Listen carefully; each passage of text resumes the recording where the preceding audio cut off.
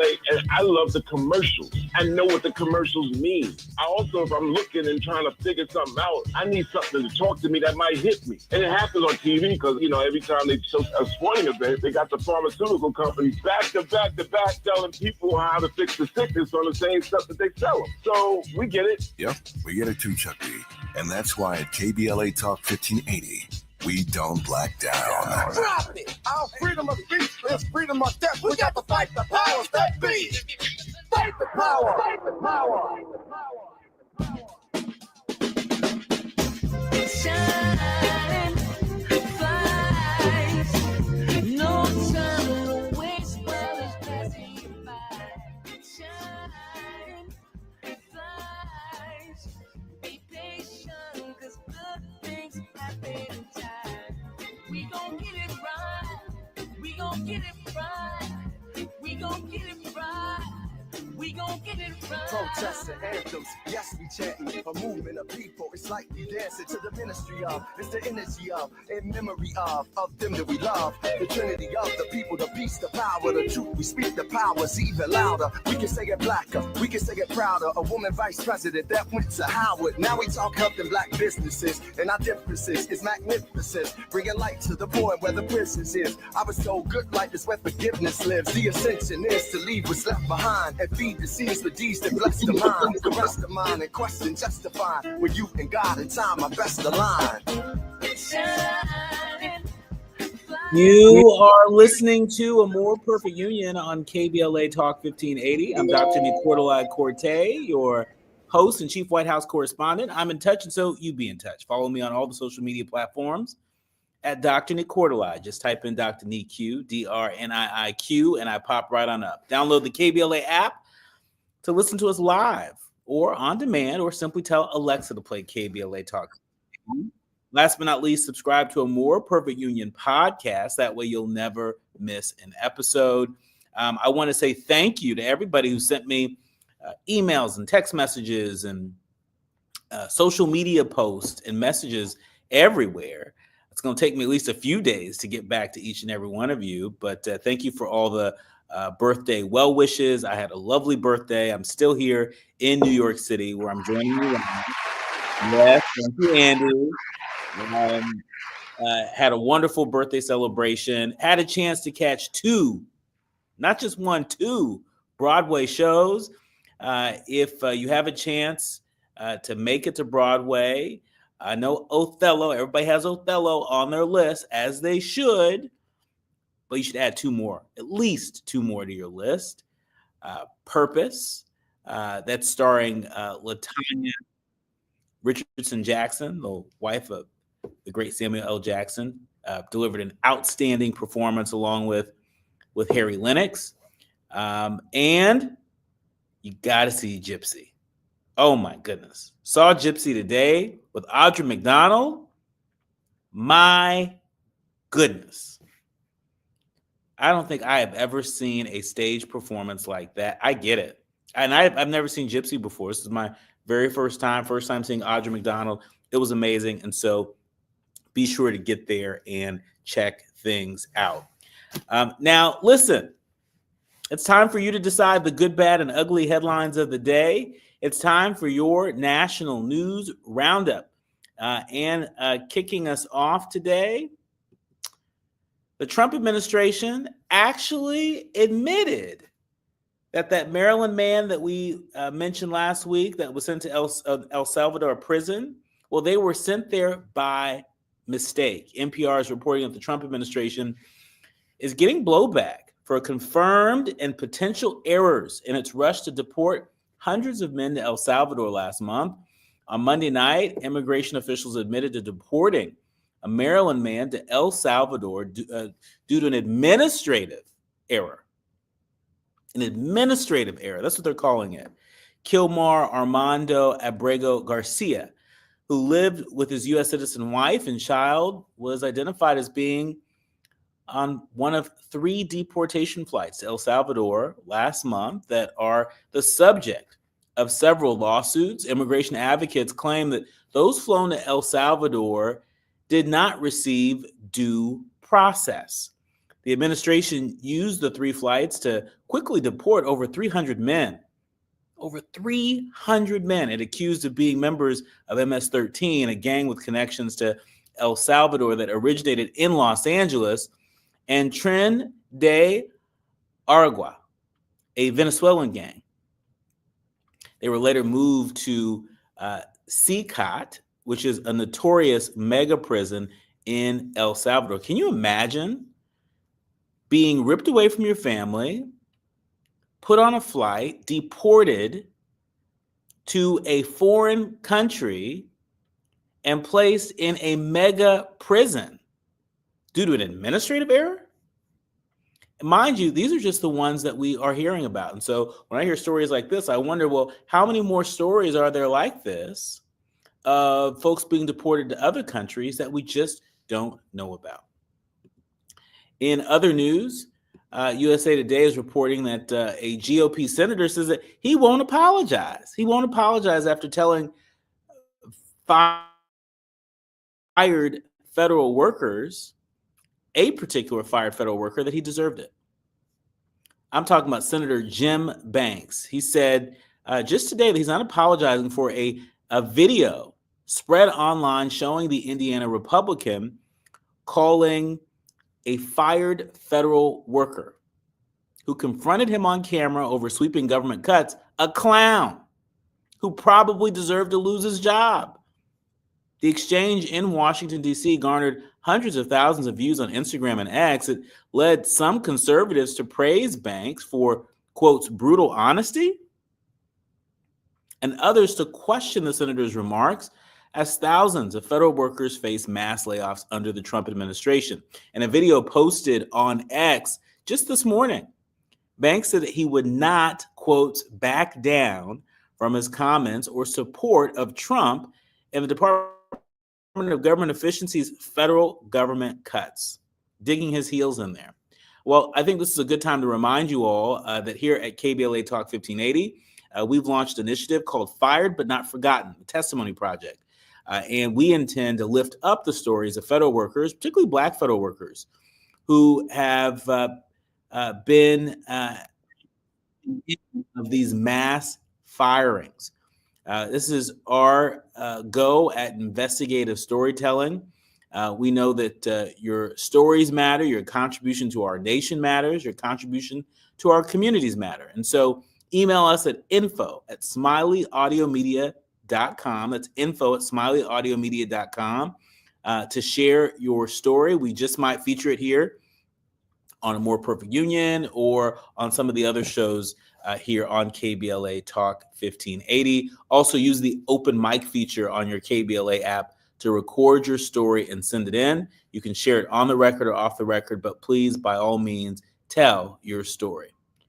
Moving along, the LA Times is reporting that a certain someone has just thrown their hat in the ring for California governor. Can you guess who it is?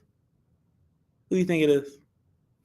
We haven't heard yet from former Vice President Kamala Harris, but we've heard from another individual, another leader who served in the Biden White House. That is Xavier Becerra, the former federal health chief, that is. He announced his run for California governor. He announced it just earlier today, joining a crowded field of Democrats hoping to succeed Governor Gavin Newsom. Becerra said that he had been pondering running for some time and decided to jump into the race because of his experience fighting President Trump, managing disasters, 2 traits he believes are crucial for the state's next leader. He said his experience dealing with natural disasters, notably the deadly COVID-19 pandemic, makes him uniquely suited to navigate the man-made disasters created by Trump and billionaire Elon Musk, a top advisor to the president, as they indiscriminately slash essential federal government agencies and services. He said he believes California is at a tipping point, and an apparent swipe at the state's Democratic leadership needs sensible executive leadership that draws business back and makes it easier for wildfire victims in areas such as the Pacific Palisades and Altadena to rebuild. Although protecting the environment must remain a priority, laws such as the California Environmental Quality Act, the power of the Coastal Commission, and the state's regulations should be open to review. Of course, this looming question in the race is whether former Vice President Kamala Harris decides to run. A decision, again, she's not expected to make until the summer. If she does enter the contest, the move is expected to winnow the field because of her national profile, her fundraising ability, and her multiple successful statewide campaigns. But Sarah said he would remain in the race if Kamala Harris runs.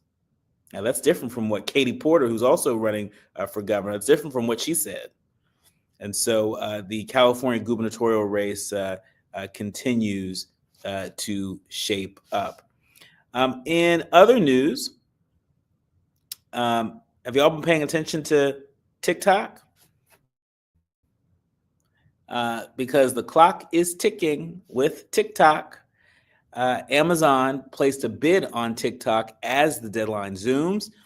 The LA Times is reporting that Amazon reportedly has made a bid to buy TikTok, the popular video app that is in danger of being banned in the United States if it can't reach a deal that would separate it from its Chinese owner. Under a U.S. law signed by then-President Biden last year, TikTok's parent company, ByteDance, is required to sell off TikTok's U.S. operation in order to address security concerns raised by legislators. Now, TikTok says that they've invested billions of dollars to protect the data of its U.S. users. A ban would devastate the businesses and Americans who use the app. That's what the company said. Amazon's bid was first reported by the New York Times. The Seattle tech giant declined to comment, but TikTok and the White House also did not respond to requests for comment.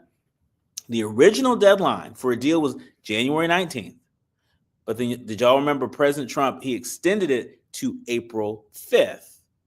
It is possible that Trump could extend it again. The discussion around TikTok will play a role in U.S.-China relations, as the Chinese government would also need to approve a sale. The Trump administration recently increased tariffs on Chinese goods. And so the timing of all of this, I don't know.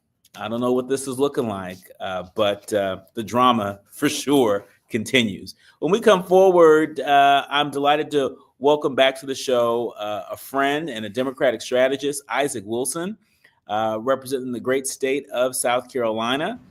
South Carolina is in the news, as are so many other headlines that we are going to unpack with the political savvy and know-how of Isaac Wilson. More with him when we come forward. You are listening to and streaming A More Perfect Union on KBLA Talk 1580. KBLA Talk 1580. We've got a lot to talk about. Before the fire, Altadena was a real-life Wakanda. A thriving Black oasis just 15 miles from downtown Los Angeles. 80% Black residents were homeowners, building intergenerational wealth against the odds. It was a hub of Black-owned businesses, churches, and cultural institutions. It stood as a symbol of Black resilience and economic independence. Then, in a matter of hours, it was gone. The fire tore through homes, swallowed businesses, and left behind a painful void.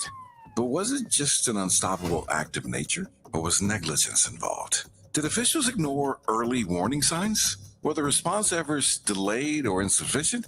What role, if any, did corporate or government failures play? Survivors are demanding answers.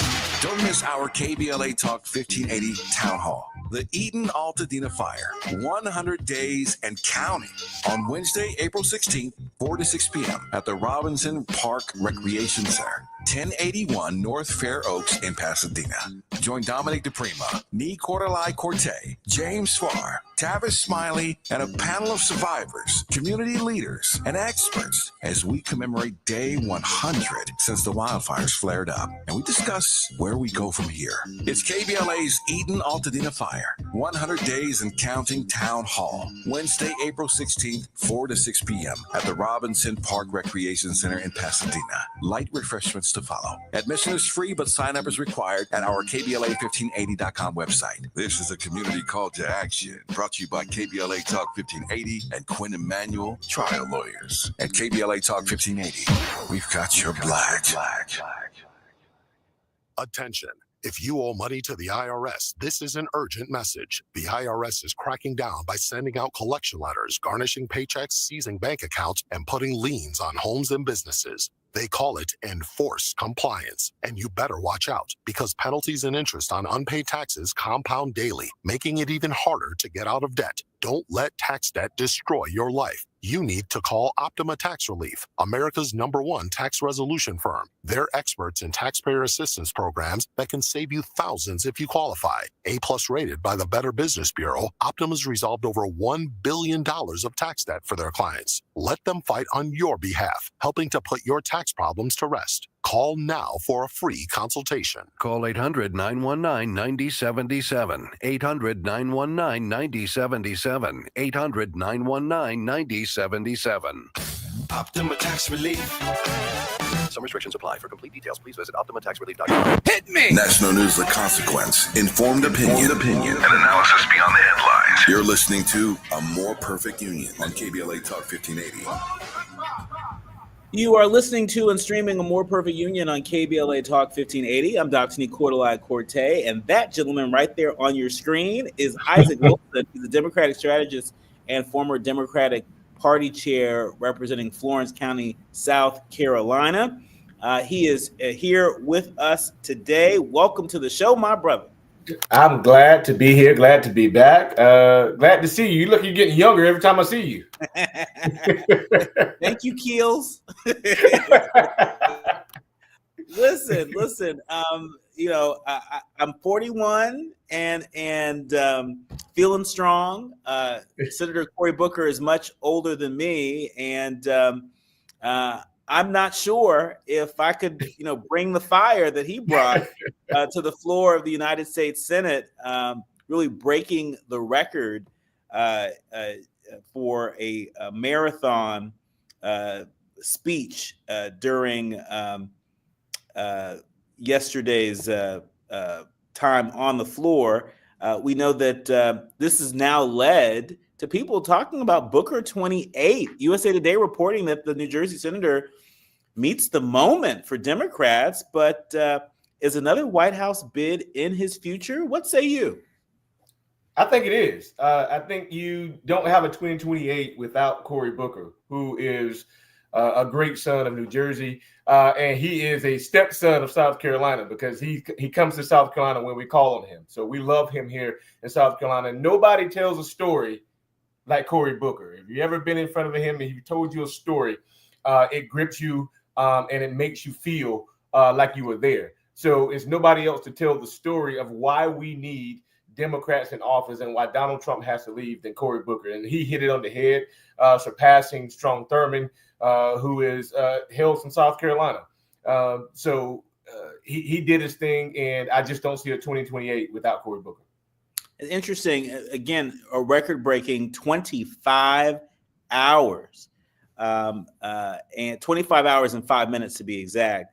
A 25-hour, 5-minute speech on the Senate floor. The New Jersey Democrat, he railed against the direction that Trump's policies are taking the country, serving as a rallying point needed to galvanize a party in leadership crisis. I call it a party in the wilderness. And it was interesting because if your social media looked anything like mine, social media timelines were flooded with voters showcasing their selfies with Booker when he visited the state. And they said that a lot of people are really thinking about him as a future White House contender.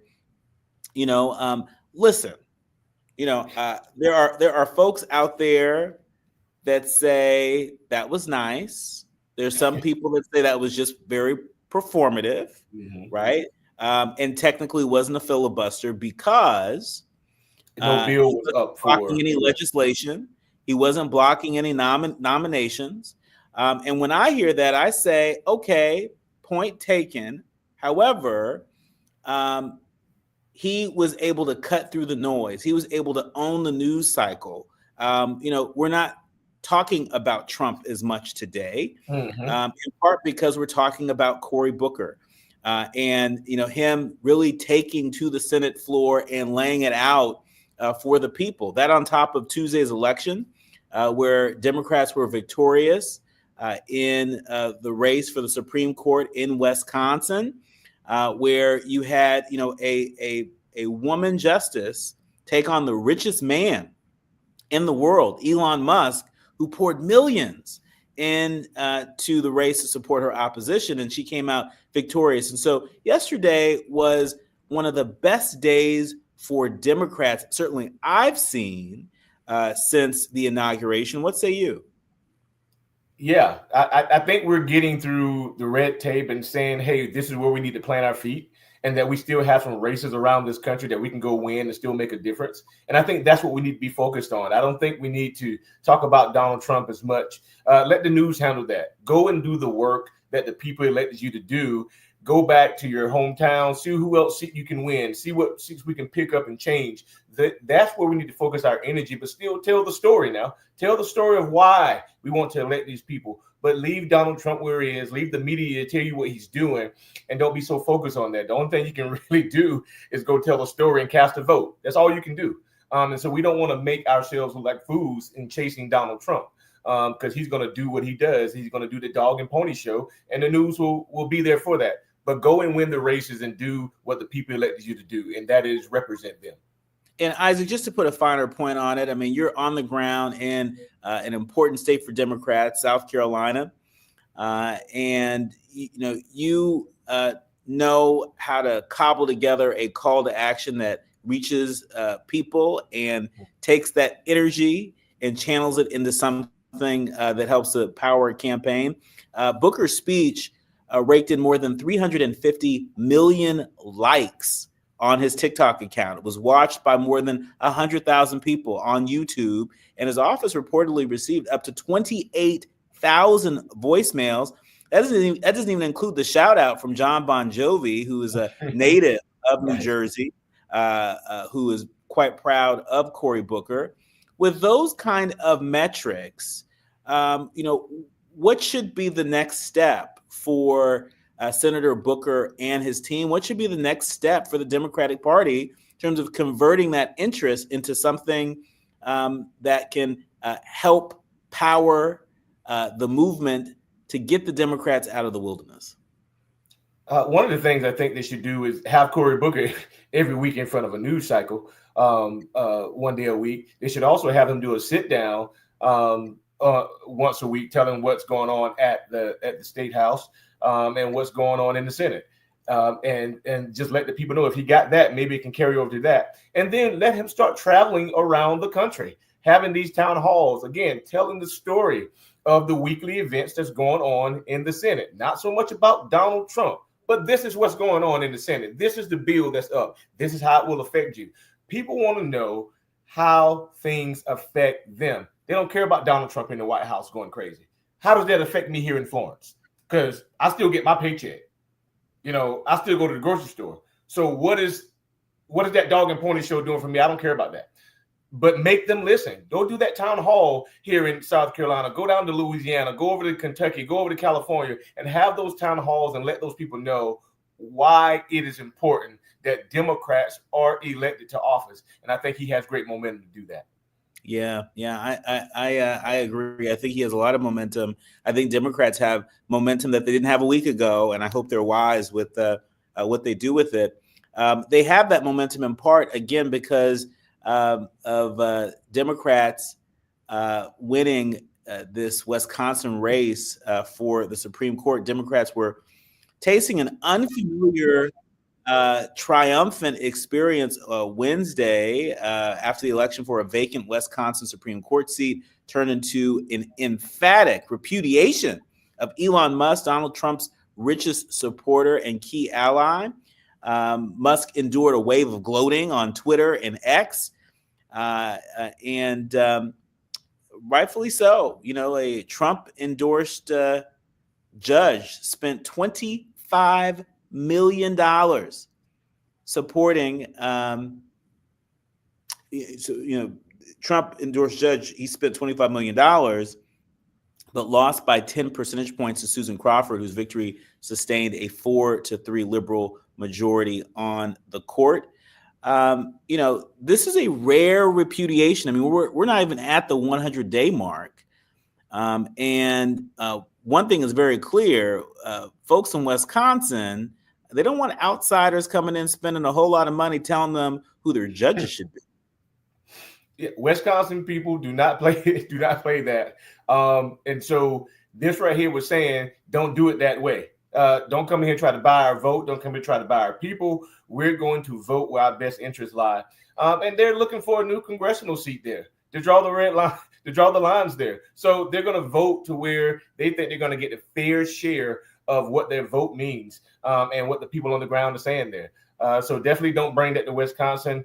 This is a great repudiation of the Trump administration and Elon Musk. So maybe they go back to the drawing board and do something. And the same thing happened in Florida, where that needle just keeps getting a little shorter with these races. So the next time around, hey, we might win a seat in Florida or whatnot. So this is definitely a great win for Democrats in Wisconsin. Yeah, very much so. Susan Crawford, a former attorney for Planned Parenthood, she presented her success as a triumph over Musk, saying, quotes, "As a little girl, I never could have imagined I'd be taking on the richest man in the world for justice in Wisconsin, and we won." That's what she told her cheering supporters on Tuesday night. But it is yet to be seen, where Democrats go from here nationally. Definitely some important lessons in this special election. When we come forward, we're going beyond some of the biggest trending headlines with Isaac Wilson, Democratic strategist and former Democratic Party chair in Florence County, South Carolina. We're checking in with him in terms of what folks on the ground in South Carolina are saying about all the recent happenings in the Democratic Party. You're listening to and streaming A More Perfect Union on KBLA Talk 1580. More with Isaac when we come forward.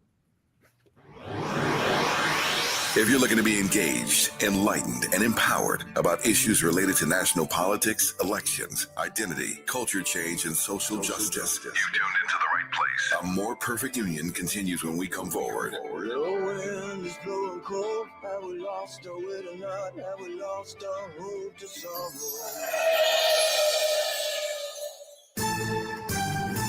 I'm Amber Payton with 4 Things You Should Know with BIN News.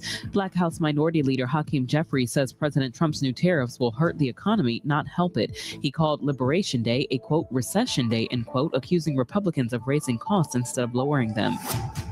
Black New York City Mayor Eric Adams says retail theft is still a major issue in the city, blaming bail reform for repeat offenders. Speaking to store owners, he promised to keep fighting the problem. While theft numbers are down, he says too many offenders keep slipping through the cracks. The Los Angeles City Council voted unanimously to give tenants facing eviction the right to legal representation. It now heads to Black Mayor Karen Bass for approval. Supporters say it's a major step toward housing justice in the city.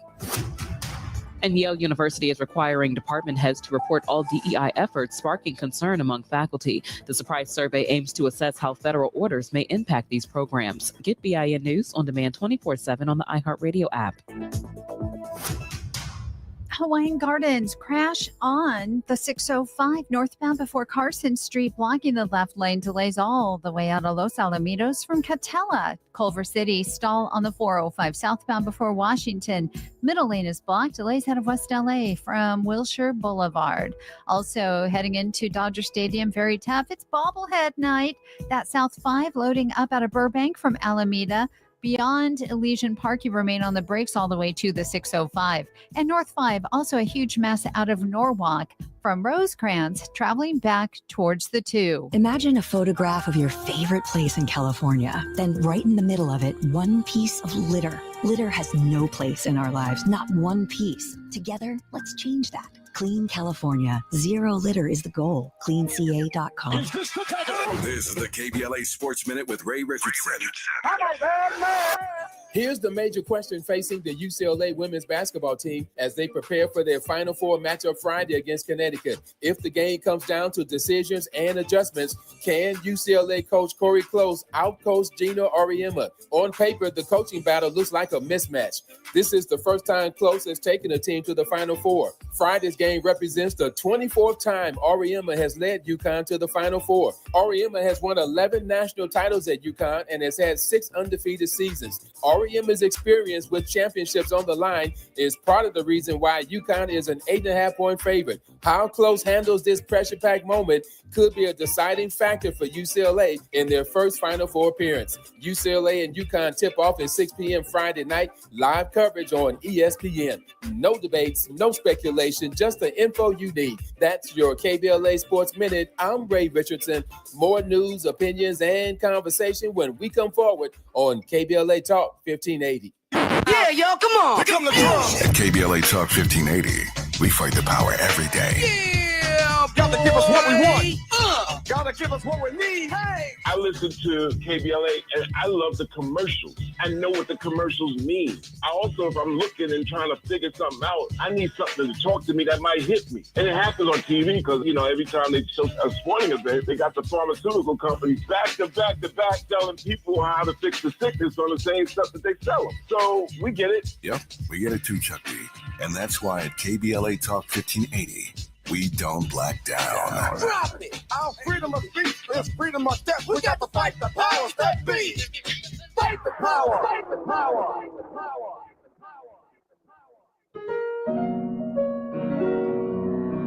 This is Stevie Wonder calling on Los Angeles property owners to help get unhoused veterans off the street. If you're a property owner or know someone who is, consider accepting veteran housing vouchers. You will receive guaranteed rent while providing a stable and safe home. Help end veteran homelessness and make a real difference in people's lives. Learn more by emailing houseourvets@lacity.org. It's not a moment. It's a movement. And we're still marching. KBLA Talk 1580. Unapologetically progressive. KBLA Talk 1580. We've got a lot to talk about. KBLA Talk 1580 is committed to self-care and community well-being. Walk Good LA was formed in June 2020, inspired by the Black Lives Matter movement and the beginning stages of the COVID-19 pandemic. What began as a few minutes of breath work and yoga meditation before protests against police brutality turned into a safe space for the community to heal in hard times. The immensely positive response from the community transformed the momentum into a movement. Today, Walk Good LA is a Black and Brown-led community wellness organization based in Los Angeles. They provide spaces for healing through community yoga classes, guided meditations, hikes, run clubs, and other activations throughout Los Angeles that attract hundreds of members weekly. With the help of Propel and Michael B. Jordan, they now have a yoga and wellness studio in Los Angeles called the Walk Good Yard. To join their mailing list and connect with healing spaces, please visit walkgoodla.org. That's walkgoodla.org. Or find them on Instagram at walkgoodla. This is a community call to action, a community call to healing from KBLA Talk 1580. Now back to building a more perfect union on KBLA Talk 1580. You are listening to and streaming A More Perfect Union on KBLA Talk 1580. I'm Dr. Nii-Quartelai Quartey, and he is the Isaac Wilson, Democratic strategist and former party chair for Florence County, South Carolina. We are delighted to have you here with us to go beyond some of the biggest headlines that are trending. And I would be remiss if I didn't bring up this headline that comes right out of South Carolina. NBC News reporting that the Supreme Court is grappling with South Carolina's bid to defund Planned Parenthood. The Supreme Court just today wrestling with South Carolina's attempt to defund Planned Parenthood, with some conservative justices expressing skepticism that individual Medicaid patients can sue to enforce their rights to pick a medical provider. Although the divisive issue of abortion lurks in the background, the case really focuses on a technical legal question of whether those eligible to use Medicaid, a program for low-income people administered by states, can sue in order to pick their preferred healthcare provider. Isaac, what are you hearing on the ground in South Carolina related to this case? People are just fed up with the government. We're fed up with laws. This is something that the government should not be trying to stop. People should have a right to whatever they want to have a right to. If they are on Medicaid and it's a service that they could have, let them do it. I can see if it was a service that they weren't providing, but to be able to sue on your own for not having something included that was a right at one time, I think that is just it's something that we need to stand up and stop fighting this fight. Women should have the right to use their medical services to do whatever they want to do with their bodies, if it is in there. I know that some things just aren't covered, but if it is something that covered, you should be able to do what you need to do with it, and you should be able to sue if you're not allowed to do that from an individual standpoint. Yeah, it's important to note that federal funding that flows to abortion is already banned, but these anti-abortion activists, they've long argued that any funding for groups like Planned Parenthood, even if it's used for other purposes, helps them carry out their broader mission. That's what they're so mad about. And so if the court rules that people should not have the right to sue, it would benefit South Carolina's efforts to cut Planned Parenthood off from Medicaid funds, in the sense that if the state were to do so, patients would not have any legal recourse to enforce their rights to pick the healthcare organization of their choice. And so if this is successful in South Carolina, you better believe that Republicans are going to take this to states they control across the nation, no? Oh, definitely. They're going straight up, straight in the South, across the land there. And of course, Texas is going to do what they do if they haven't already done it. But Planned Parenthood is needed, and I think that we should fund it through Medicaid. If a person wants to have an abortion, if a person needs contraceptives, I think it needs to happen. And if a person is going to sue, they should have that right to sue. We can sue for everything else in this country, but when it comes to this, you're going to stop at this or what we can sue for. I can sue for my dog biting me, but I can't sue for somebody not giving me access to something that I may need for me and my family. So it's going to send shockwaves across this country. Yeah. And by the way, I mean, Planned Parenthood, the majority of services they perform are not abortion. Right? In many cases, particularly in rural communities, that is the most direct access that folks have to any kind of healthcare. Mm-hmm. It's through a Planned Parenthood clinic, right? And so efforts to defund Planned Parenthood at a time where we're seeing the federal government deliver massive cuts to the Centers for Disease Control, to the National Institutes of Health, to our public health infrastructure, where do you think people are going to go? And we're losing hospitals here in South Carolina. You take, for instance, the hometown of, next to the hometown of Bakari Sellers, Bamberg County. They don't have a hospital. We're talking about the whole county. They don't have a hospital. They have to go to Orangeburg. So we're losing hospitals. And so Planned Parenthood helps these communities because they have clinics that are operating out of some building within that county. So they need the money to be able to see these people. So they don't have for these, doctor's visits. So they don't have to travel to a whole other county. And people don't have rides to get there. Transportation is an issue for rural America. If people haven't noticed. So city transportation doesn't go out to the county parts or go out to the country parts in rural America. So we have to take all that in consideration. But again, Republicans don't care about that. They care about getting what's theirs, and which is not theirs, but getting what they want when they want it. And it seems to be like we're on the cusp of that happening here in South Carolina with the way our Supreme Court is set up. Well, speaking of Republicans getting what they want when they want it, NPR reporting on how legal scholars see immigrant arrest as a struggle for the soul of this country. Isaac, I'm sure you're familiar with this story, but for our leaders, learners, and listeners that are a little less familiar, on March 25th, Rumeysa Öztürk, she's a 30-year-old Turkish doctoral student at Tufts University. She had just stepped out for dinner when she was arrested on the streets by 6 federal agents in masks and plain clothes. Now, though Öztürk's she held a valid F1 student visa, it had been revoked reportedly without warning. A judge ordered her to be detained in Massachusetts by authorities and moved to her detention center in a remote part of Louisiana. Isaac, share with us, how are folks on the ground in the state of South Carolina? How are they processing stories like this? We know that Trump had an advantage over Harris on lowering costs and immigration.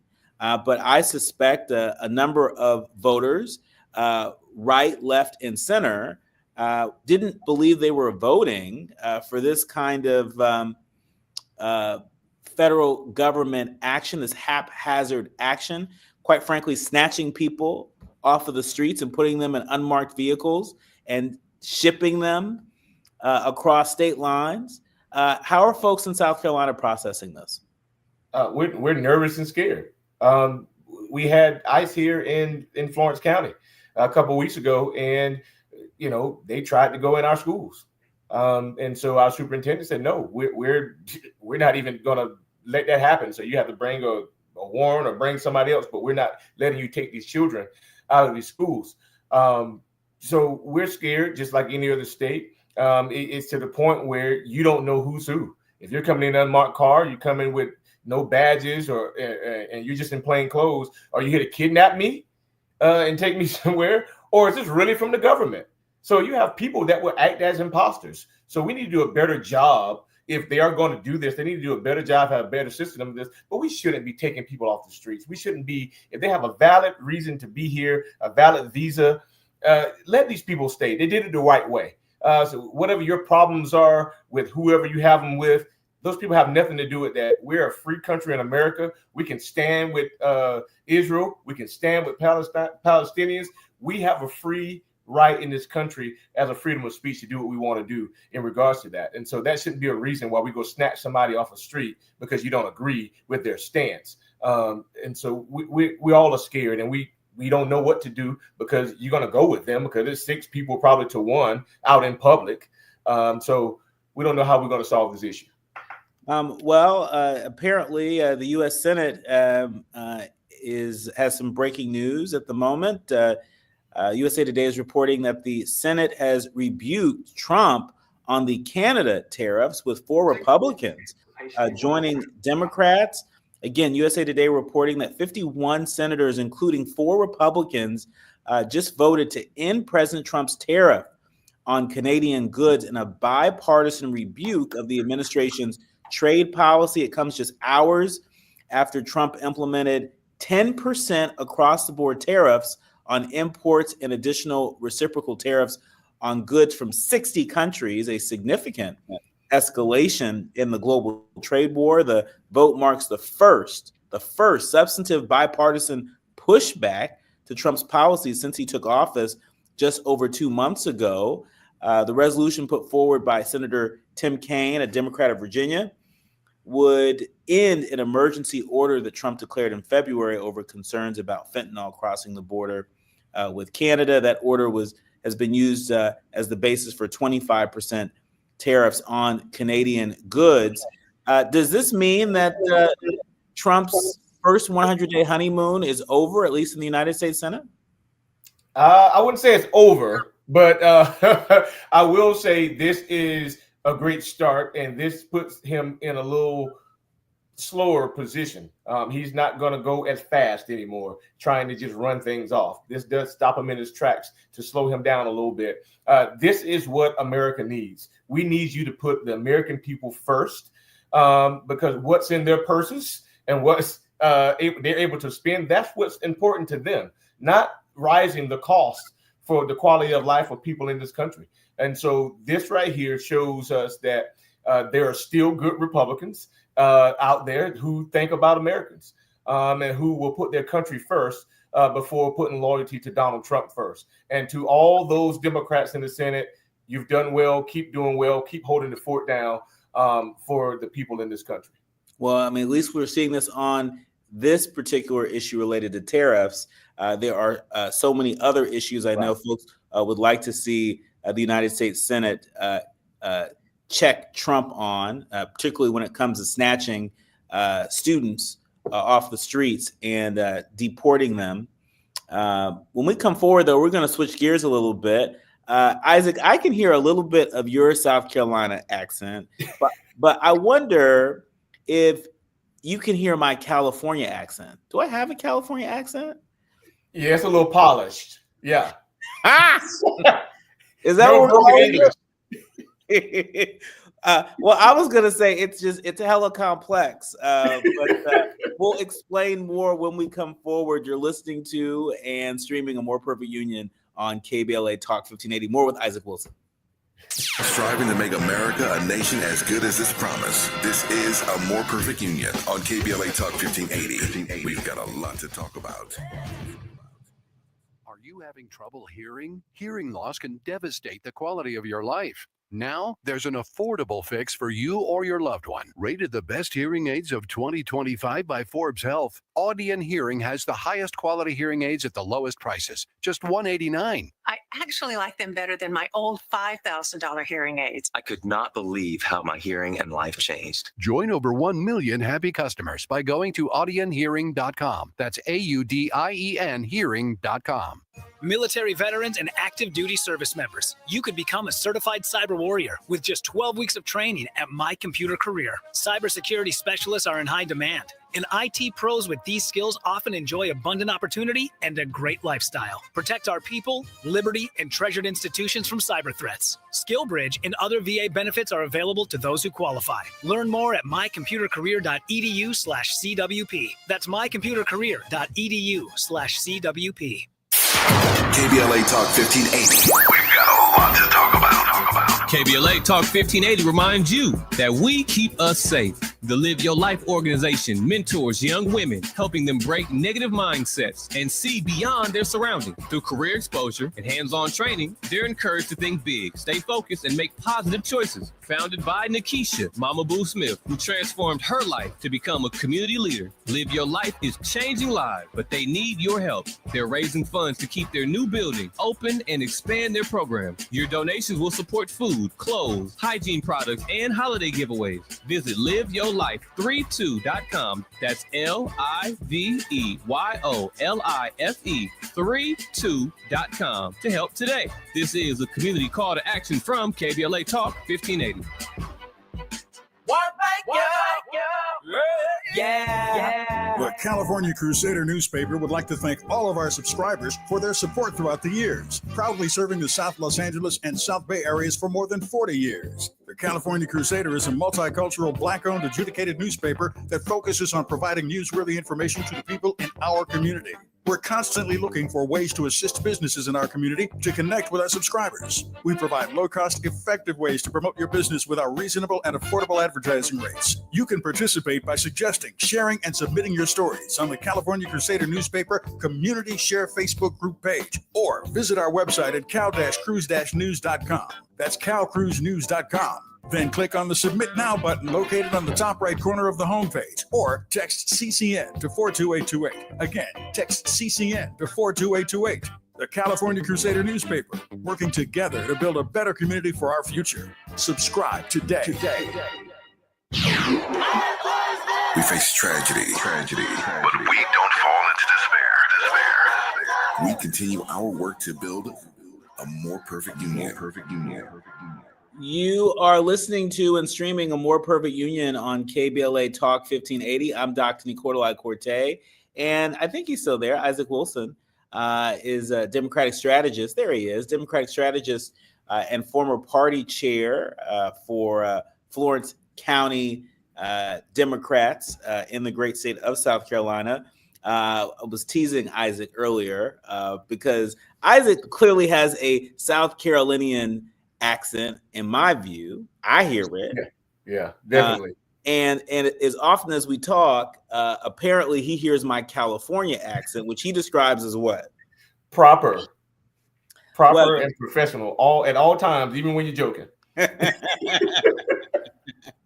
I mean, I guess that's what Isaac says. But the LA Times is reporting that it is actually hella complex, and that's a quote. That's what the LA Times said.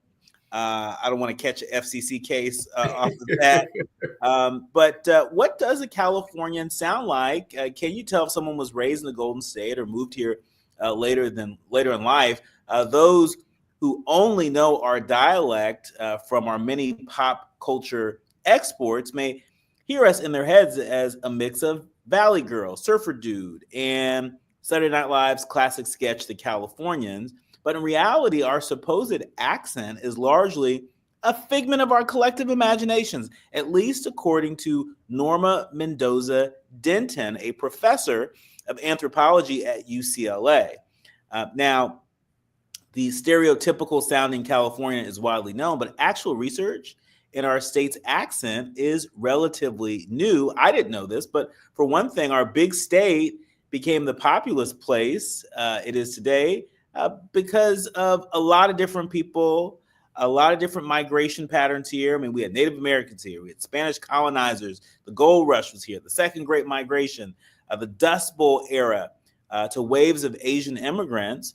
And so an SNL sketch could never reflect the rich linguistic mix. Essentially, this anthropologist is saying that we don't have any one accent, that Californians we sound a lot of different ways, right?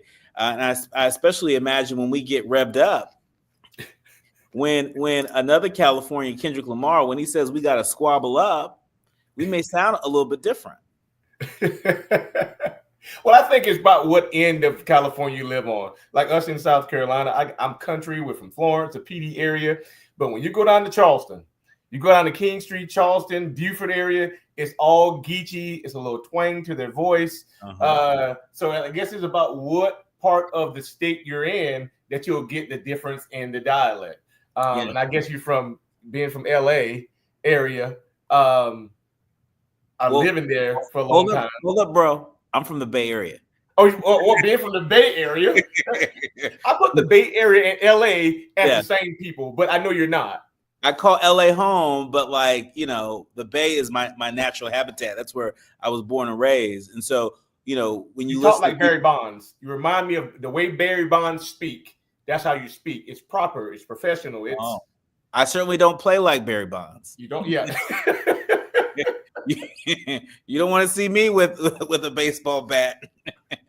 But when you think of like Ryan Coogler, who's from the Bay Area, the director of Black Panther and so many other really great films, or when you think of even Vice President Harris, right? From the Bay, raised in the Bay, right? There are some people that say that we sound a particular way, but then they meet somebody else and they're like, so-and-so sounded a little bit more like Detroit, or so-and-so sounded a little bit more like Baltimore. Yeah, it's different because Jerry Rice does not talk like Barry Bonds. That's right. Jerry Rice is from the Bay Area. So you can't be from the same thing and do that, but who knows? I just know you guys are mostly, whenever I talk to somebody from California, I can know that they're from the West Coast. I just know it. I just know it. I just know it. We just give it off. Give it off because you don't talk like you're from up north. You definitely don't talk from down south. Midwest has the Nelly atmosphere going on, but when you're from the West Coast, you're from the West Coast. Yeah. I mean, I can. I'm picking up what you're putting down. And look, again, this Professor Mendoza Denton over at UCLA, who is recruiting longtime Angelenos at the moment to help UCLA document language, life, and experience in the greater region of Los Angeles. At least right now, she's saying that there's no one particular California accent, that there's a collection of accents. But if you want to be a part of this research, there are some eligibility requirements, including using English as a primary language and being a longtime resident in one of LA's neighborhoods. Anyone who has questions or wants to volunteer, you can call 805-826-3568. That's 805-826-3568. And you can be a part of this research. So are you going to do it? I'm busy. I'm booked and busy. Booked and busy. I am. I've already have enough on my plate, but to our leaders, learners, and listeners, go at it. You guys take advantage. Help the lady out. Take advantage and go help her do her research. That's the beautiful thing about getting a little old, a little wiser. I like to think of it as I've been brining over time, and you know what's for you and what's not for you, and most definitely pass it on to the people. Pass it on. Pass the torch on. That's right. That's right. Now, Isaac, before we let you go in our remaining minutes, isn't there a new children's book that you have that's coming out? I do have a new children's book that is coming out. That is literally already out, but we are taking pre-copies right now. It is called Skip and His Courage to Be Kind. It just tells the story of a little boy who sees a young boy being bullied. He doesn't know whether to say anything or not, to stay out of it. He decides to do it anyway and build the courage to go befriend this young man who is being bullied. And they ride off into the sunset as friends. This guy gets a little popularity. They start to pick him more. They start to talk to him, and he's seen with the popular kids. Your kid can be that kid. Don't let your minds think that your child can't get bullied, because they can. And it'll be somebody that's doing that to your child one day if they're in that position. So get that book. It'll be available at the end of the month. Available on all of my social medias. You can get a copy. The link will be there. All right, and your social media handle as well. Political Sigma on all platforms. Okay, excellent. Well, look, we need more courage in the world. We need less bullying in the world, and so thank you for your contributions, your continued contributions to building a more perfect union. Thank you, Isaac Wilson, Democratic strategist, former Democratic Party chair in Florence County, South Carolina. We will continue to check in with you. When we come forward, we're switching gears and we're talking a little bit more about entertainment news with someone who knows a little bit about that. The senior West Coast editor at Glamour Magazine is going to join us. I'm talking about Jessica Radloff. She'll be here to talk about some of her current work hosting the new official Big Bang Theory podcast.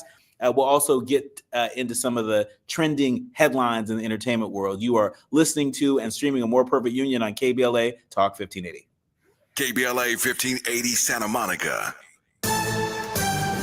I'm Amber Payton with 4 Things You Should Know with BIN News. Black Washington, D.C. Mayor Muriel Bowser has delayed her budget proposal originally set for today as the city awaits Congress to act on restoring over $1 billion in funding. The delay puts key city programs and planning on hold.